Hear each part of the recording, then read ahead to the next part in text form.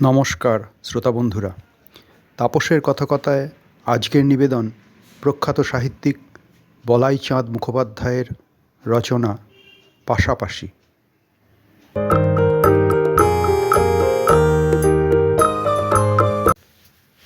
বসিয়া শুইয়া কাগজ পড়িয়া তাস খেলিয়া আড্ডা দিয়া পরচর্চা ও পরনিন্দা করিয়া করিয়া হয়রান হইয়া গেলাম। শান্তি পাইতেছি না। আসল কারণ অর্থাভাব। আমার যাহা করিবার তাহা করিয়াছি, পরীক্ষা পাশ করিয়াছি, বহুস্থানে চাকুরির জন্য দরখাস্ত দিয়াছি, এমনকি কিছুদিন ইন্স্যুরেন্সের দালালিও করিয়াছি, কিন্তু কিচ্ছু হয় নাই। অবশ্য এখনও অনেক কিছু করার বাকি আছে। স্টেশনারি দোকান বা মুদিখানা, অন্ততপক্ষে একটা পান বিড়ির দোকান খুলিয়া একবার চেষ্টা করিয়া দেখিব ভাবি, কিন্তু মাছির জ্বালায় অস্থির। যেই একটু শুইব ঠিক চোখের কোণটিতে আসিয়া বসিবে। এত মাছি আর এত গরম, সুস্থির হইয়া যে একটু চিন্তা করিব তাহার একটু উপায় নাই। উঠিয়া বসিলাম। এই দারুণ দ্বিপ্রহরে ঠায় বসিয়া চিন্তা করাও তো মুশকিল। শুইলেই মাছি। হাতে পয়সা থাকিলে মাছি মারবার আরক ছিটাইয়া খানিকক্ষণ স্থির হইয়া চিন্তা করিতাম। আপনারা হয়তো হাসিতেছেন এবং ভাবিতেছেন, আচ্ছা চিন্তাশীল লোক তো। পেটের চিন্তার মতো সহজ অথচ জটিল চিন্তা আর নাই। দিনরাত সেই চিন্তাই করিতেছি। চিন্তাশীল নই, আমি চিন্তাগ্রস্ত। ঠিক করিয়া ফেলিলাম কলিকাতা যাইব। কলিকাতায় গিয়া প্রাণপণ চেষ্টা করিয়া দেখিব। এই পল্লীগ্রামে পড়িয়া থাকাটা কিছু নয়। দোকানই যদি করিতে হয় কলকাতায় বেস্ট ফিল্ড। চাকুরিও জুটিয়া যাইতে পারে, কিছুই বলা যায় না। এতকাল শুধু ঘরে বসিয়াই দরখাস্ত করিয়াছি। আপিসে আপিসে ঘুরিয়া বেড়াইলে কিছু একটা জুটিয়া যাওয়া অসম্ভব নয়। কলকাতা যাওয়াই ঠিক। পরদিন সকালে বাবার রূপার গড়গড়াটা লইয়া বাহির হইয়া পড়িলাম। বাঁধা দিয়া কিছু অর্থ সংগ্রহ করিতে হইবে। অর্থ না লইয়া কলকাতা যাওয়ার কোনো অর্থ হয় না। রূপার গড়গড়া শুনিয়া আপনারা ভাবিবেন যে আমি কোনো জমিদার তো নয়। তাহা নয়। বাবা শৌখিন লোক ছিলেন এবং সেই জন্যেই সম্ভবত কিছু রাখিয়া যাইতে পারেন নাই। গড়গড়া বাঁধা দিয়া গোটা দশেক টাকা মিলিল। হাতে আরও গোটা দশেক ছিল। সুতরাং বাহির হইয়া পড়িলাম।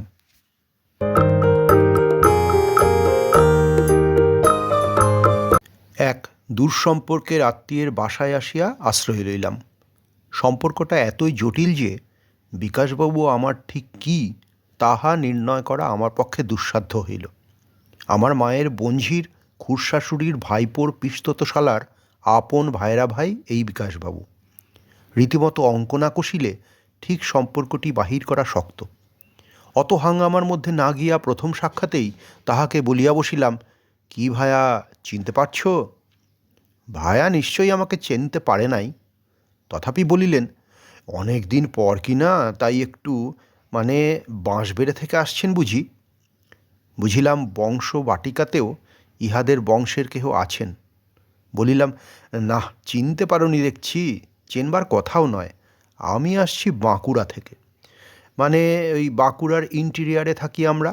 আমি হলাম গিয়ে তোমাদের বলিয়া মায়ের নিকট হইতে সম্পর্কের যে ফর্মুলাটা মুখস্থ করিয়া আসিয়াছিলাম তাহা বলিয়া গেলাম এবং শেষকালে বলিলাম, এই তুমি হলে গিয়ে আমাদের হেমন্তের ভাইরা ভাই।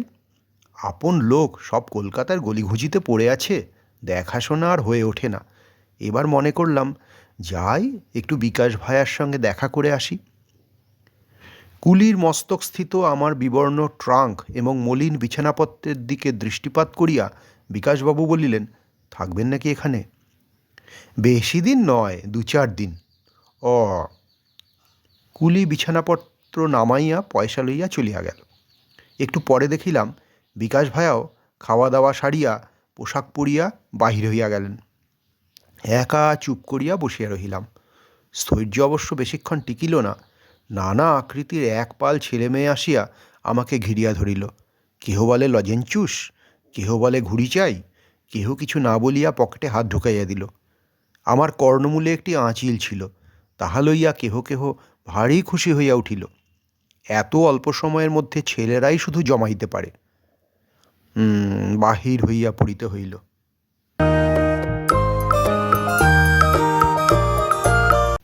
3 দিন কাটিল। কলকাতায় প্রায় 10 বৎসর পূর্বে আসিয়াছিলাম অধ্যয়ন উপলক্ষে।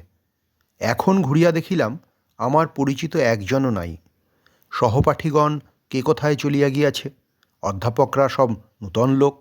যে মেসে পূর্বে থাকিতাম তাহা এখন ডাইং ক্লিনিং হইয়াছে। আমাকে কেহ চিনিল না, আমিও কাহাকেও চিনিলাম না। ঘুরিয়া ফিরিয়া পুনরায় বিকাশ ভাইয়ার বাসায় ফিরিয়া আসিতে হইল।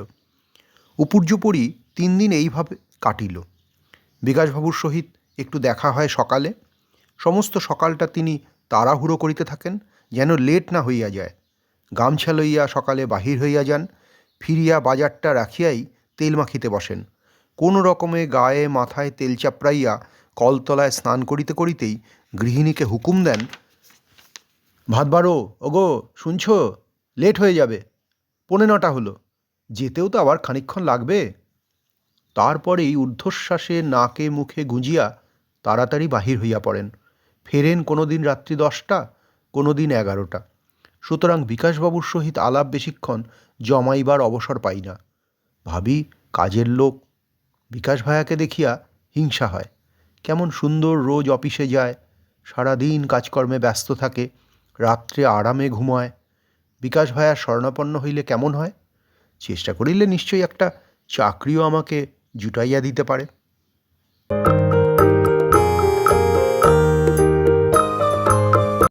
পরদিন সঙ্গ লইলাম। ঠিক যখন সে খাওয়া দাওয়া সারিয়া তাড়াতাড়ি বাহির হইয়া যাইতেছে, তখন বলিলাম, ভাইয়া, আমিও তোমার সঙ্গে একটু বেরুবো। আমার সঙ্গে? কেন? একটা কথা, মানে, তাহলে আসুন, দেরি করবেন না, আমার লেট হয়ে যাচ্ছে। দেরি হয়ে গেলে সে বেটা এসে পড়বে। সঙ্গে সঙ্গে বাহির হইয়া পড়িলাম। পথে যাইতে যাইতে বিকাশবাবু একবার জিজ্ঞাসা করিলেন, দরকারটা কি? অর্থাৎ কি করিয়া কথাটা বলিব ভাবিতে লাগিলাম।